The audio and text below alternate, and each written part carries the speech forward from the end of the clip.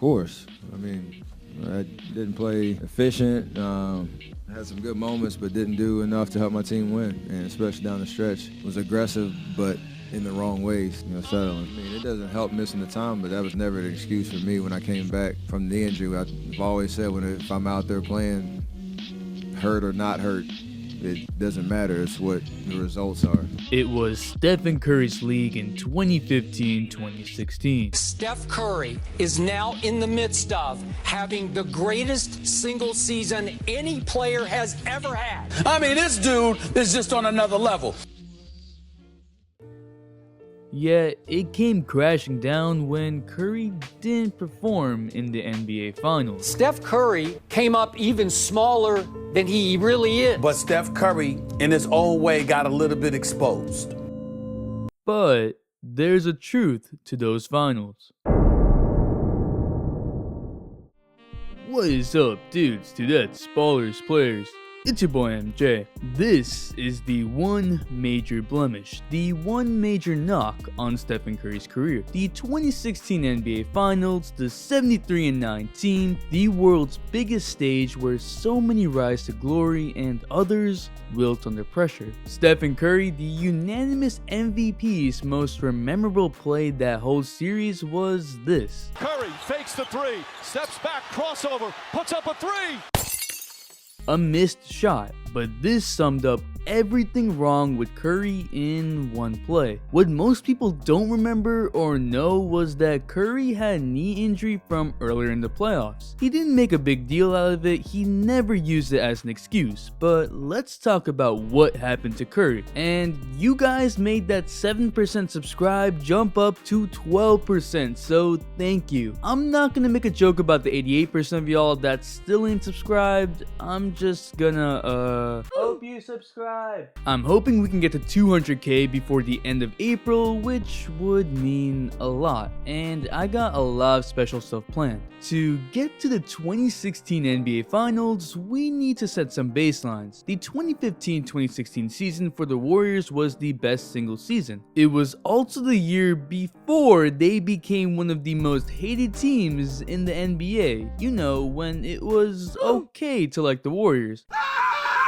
It was also Stephen Curry's unanimous MVP season, in which he led the league in scoring at 30.1 points a game, threes, steals, player efficiency rating, true shooting percentage, win shares, and plus and minus. He also averaged 6.7 assists, shooting 50% from the field, 45% from three, and 91% from the free throw line. It wasn't just his threes that dazzled, it was the whole package: the handles, the passing, the off-ball movement, the steals, the winning. What was more shocking, or I guess more continued greatness, was Curry's finishing ability. In his first MVP season, Curry shot 66% from within the restricted area, meaning Curry was a ridiculously good finisher, third amongst all guards, and a guy that could take contact and still finish. He followed that up with another 66% in his second MVP season, which was second amongst all guards. In fact, he was shooting 4.6 attempts in the restricted area, which was an increase from the 2.6 from the previous season. When defenses were trying to run Curry off the line, he was doing this. It was like he was at his peak, somehow making this pass.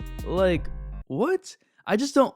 Do you know how hard that is? Do you know how hard Curry was also driving to the rim 8 times a game? To put that into perspective, Kevin Durant in that same season drove to the rim 8.2 times a game. It was a legitimate weapon. We also know that Curry before his MVP seasons dealt with many ankle injuries and reinvented himself to move on ball and off ball. I did make a video on how he did that, but that allowed him to change direction quickly and be able to pull off all these moves, whether it was finishing or shooting over people. And I always come back to this play. He broke Kawhi Leonard off without the ball.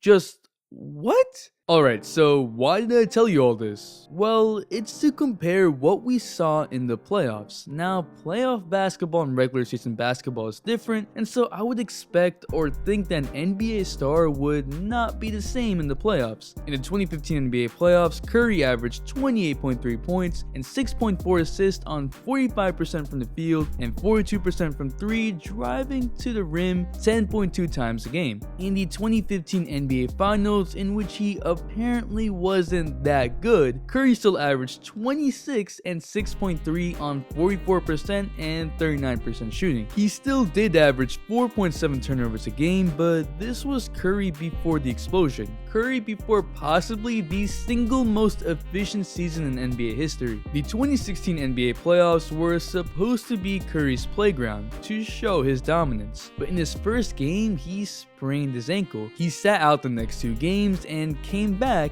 and then sprained his MCL in his knee on a wet spot on the court. Curry was supposed to be out for at least 2 weeks because it was supposedly a grade 2 MCL sprain, but it's the playoffs. He came back in 13 days as soon as the Trailblazers won a game, making the series 2-1. Curry came back strong, dropping 40, 8, and 9. He also screamed, "I'm back." And honestly, everything looked fine even in the series against the Thunder. Curry did say that his knee injury was not really better, he was just playing through it. After coming back and before the finals, he averaged 29.3 points and 6.7 assists, shooting 46% from the field and 40% from 3. So everything seemed fine. Now give the Cavs credit. They picked him up from half court and made things more physical and tried to make Curry way more uncomfortable, more than other teams had done. You know, back when LeBron played defense. Give the man some credit. But Curry was missing shots that he normally makes. Heck, even when the Warriors jumped out to a 3-1 lead, they lost a 3-1 lead. Okay, I had to do that for the memes, but Curry wasn't playing well in those first 4 games, averaging 21.5 points with 4.8 assists with 4.5 turnovers. He shot 45% from 3, but only 44% from the field. He was uncharacteristically bad at finishing. The Cavs did not have some thunderous interior defense. While this was peak Tristan Thompson, he wasn't a prolific rim protector. Curry only shot 48% from the restricted area for the entire series, 18% less than his season average. You could actually see it in the series against the Thunder against the tougher rim protector in Serge Ibaka when he only shot 44% in the restricted paint. But this was not just a product of facing tougher teams. This was the knee sprain limiting what Curry could do. Curry shot 67% from the restricted area against the Thunder in 4 games in the regular season. Curry himself understood his own limitations and was just not able to get cleaner looks at the rim. The Warriors were actually more effective with him off ball than on ball in offense. B-Ball Breakdown showed these stats 2 years ago comparing the 2015 and 2016 NBA Finals. In the 2015 Finals, the Warriors were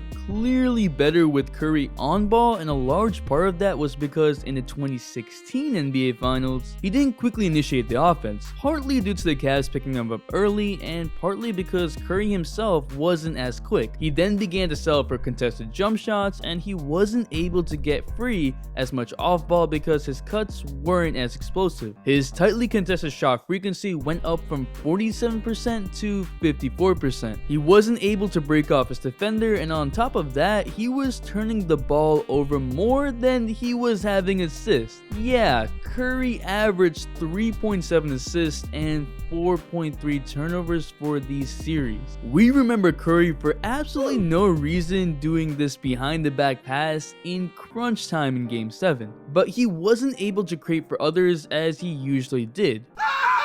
The Warriors passed 30 less times per game in these NBA Finals versus the 2015 NBA Finals, from 323 to 293. Curry himself made 8 less passes per game. The MCL is extremely crucial in lateral quickness, and especially for a guy like Curry who makes quick lateral movements while handling the ball and uses his left to right and right to left movement to be able to create separation from his defender, whether that's faking the 3 and driving to the rim or settling for that 3, Curry was being limited with this MCL sprain. Now, Curry is not your lockdown defender, but he is a decent defender. Obviously, he's the one you'd pick amongst Andre Iguodala, Klay Thompson, and Harrison Barnes, so the Cavs targeted Curry, which is a great strategy. However, Curry was worse than normal on defense. His lateral quickness wasn't there, he wasn't able to shade defenders into defense like he's done so many times. When your legs don't move, you tend to foul more because you use your hands more, and Curry fouled out in Game 6. In fact, he averaged 35 minutes a game in the finals, which is dramatically less than the 42 minutes a game he averaged in the 2015 NBA Finals. Part of that is because he was fouling, and another part of that is because he wasn't able to play for longer stretches. Now, all these issues with Curry did look like a bad finals performance, and it was. He averaged 22 points on 40% shooting from the field, and this is the one big stain on an otherwise great career. He has always averaged 26 plus points in the finals except that year. The media never really made a big deal out of Curry's injury because Curry himself never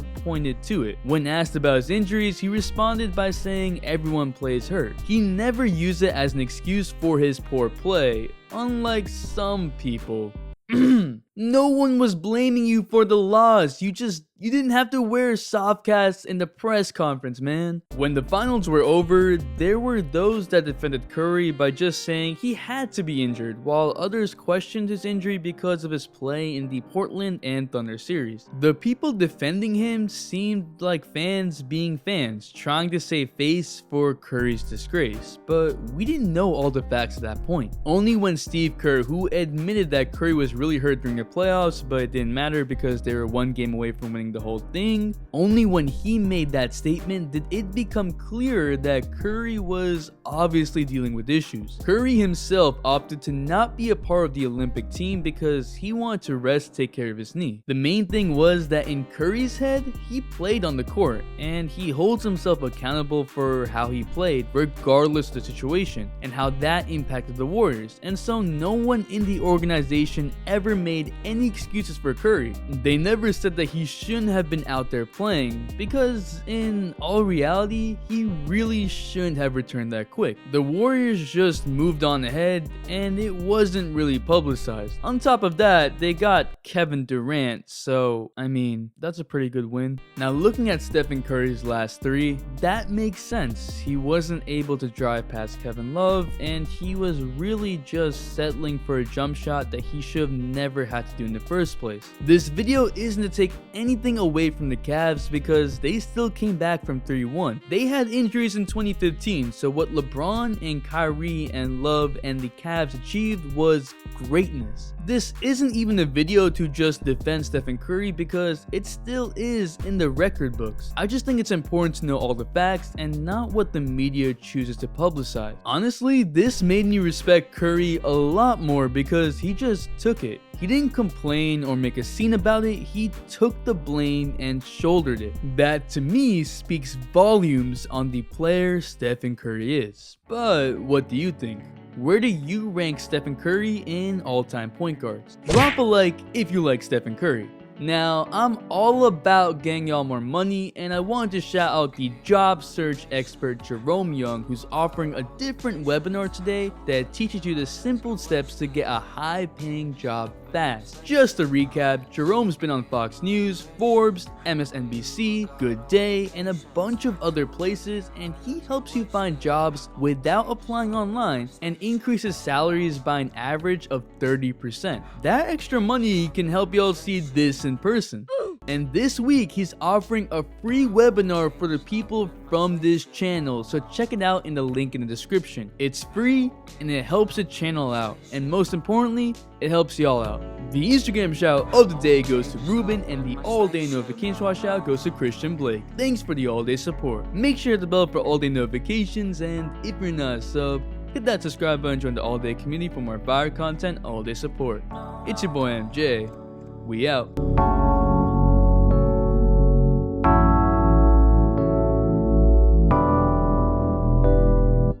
I don't wanna leave, she don't wanna stay. Baby, won't you slow down? It'll be okay. I don't wanna leave, she don't wanna stay. Hurry up and roll one, it'll be okay. I don't wanna leave, she don't wanna stay.